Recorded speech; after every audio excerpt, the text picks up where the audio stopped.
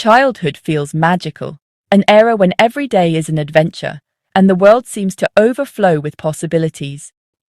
The air is thick with laughter, and even the smallest discoveries feel monumental. It's a time when the world is limitless and worries are few. We remember scraped knees, not as pain, but as badges of courage earned from wild games and fearless exploration.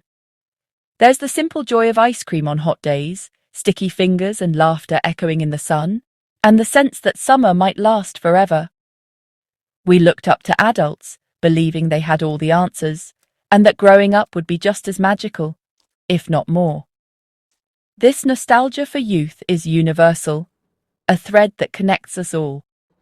We gather with friends and family, sharing stories of our younger days, laughing at old photos, and feeling a bittersweet longing for the innocence we once knew.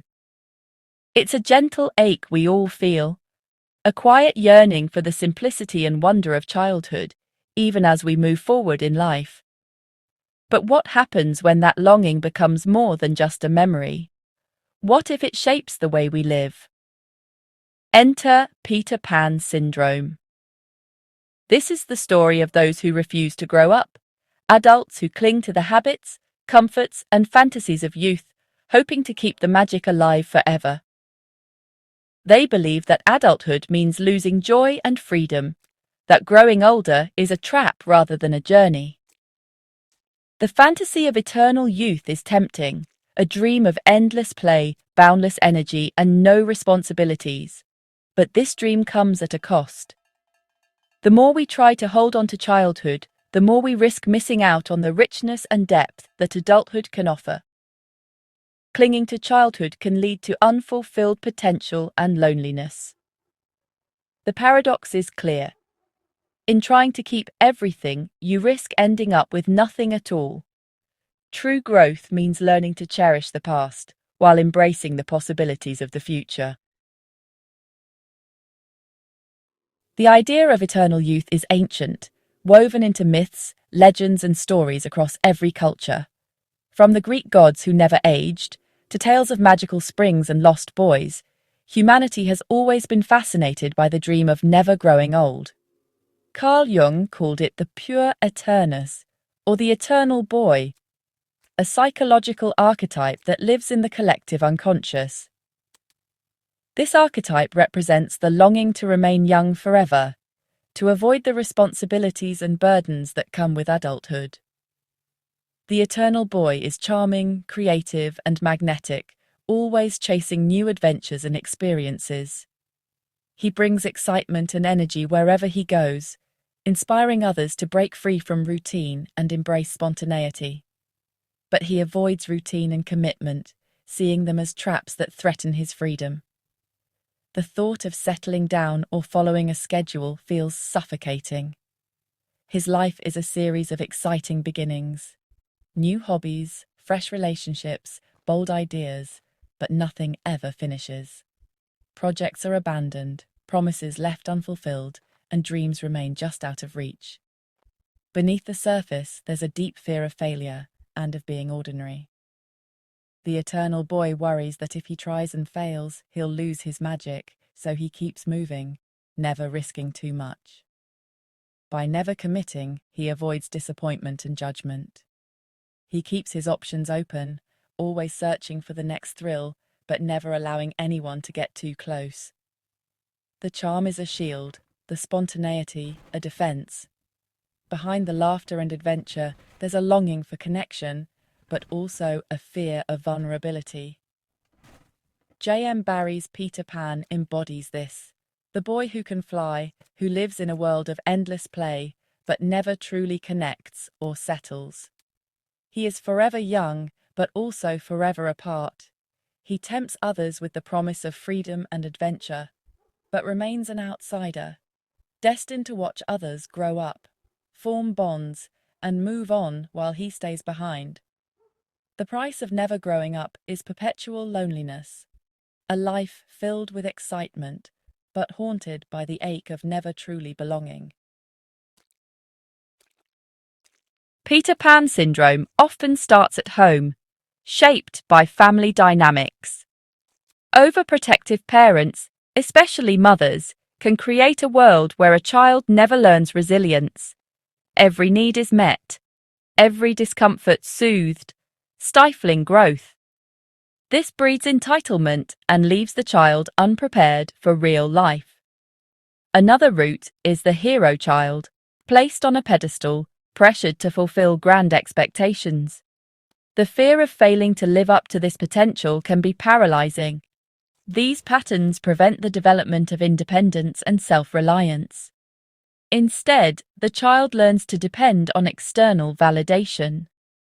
Adulthood then feels overwhelming, and retreating to dependency becomes the instinct.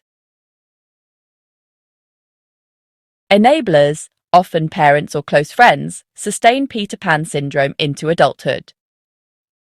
They shield loved ones from consequences, thinking it's love, but it actually cripples growth. Enablers may fear losing their caregiving role, so they encourage dependency.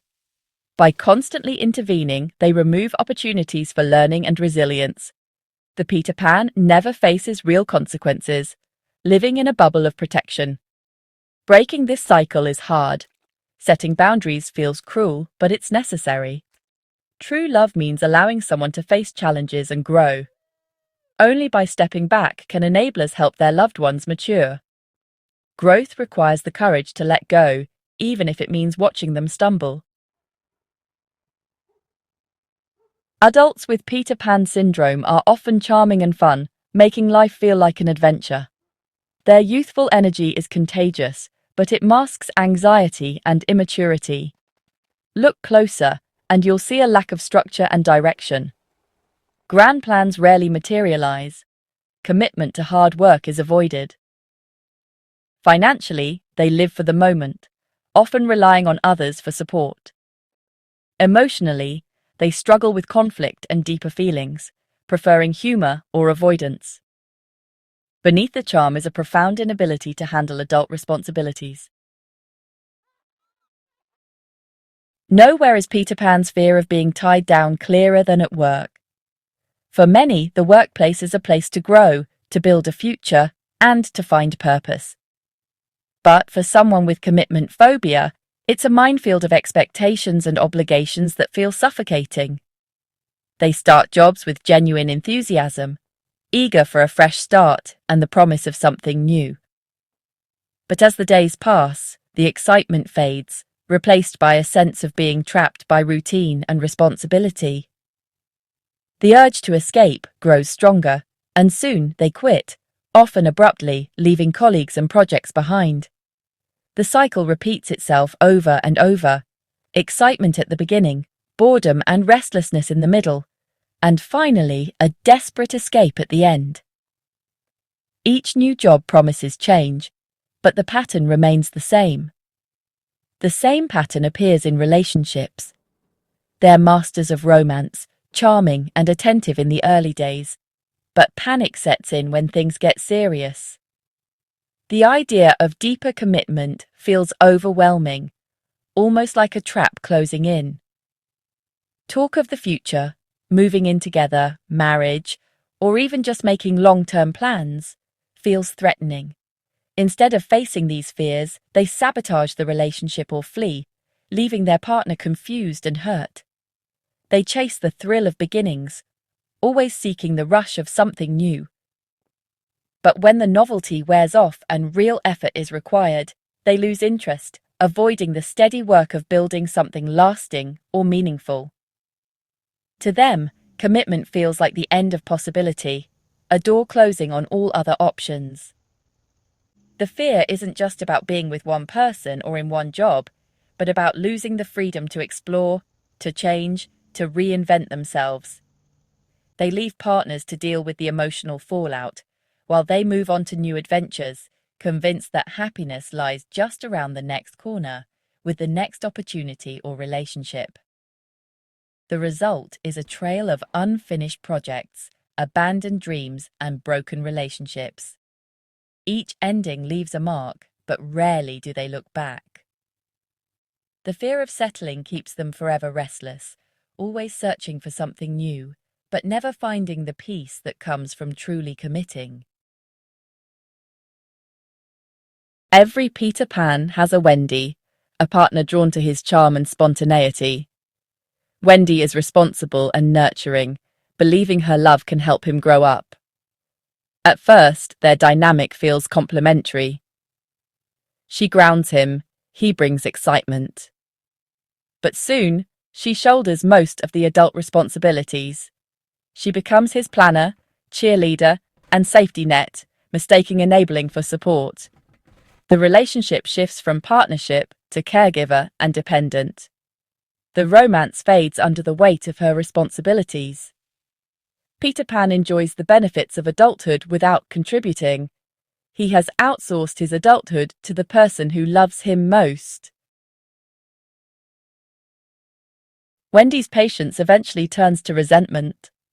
She feels more like a manager than a partner, exhausted by carrying the load for two. Attempts to communicate are met with confusion or empty promises. Peter Pan doesn't see the problem. He thinks life is great. Wendy withdraws emotionally, and intimacy fades. Burnout sets in. She's drained, anxious, and her own dreams are lost. The relationship reaches a breaking point. She may issue an ultimatum or leave. Peter Pan is often blindsided, forced to confront the consequences of never growing up. Only when Wendy leaves does he see the true cost of his choices. Realizing the need to change is painful, often triggered by loss or crisis. This moment is also an opportunity, the first step toward true adulthood. Maturity isn't about abandoning joy, but integrating it with responsibility.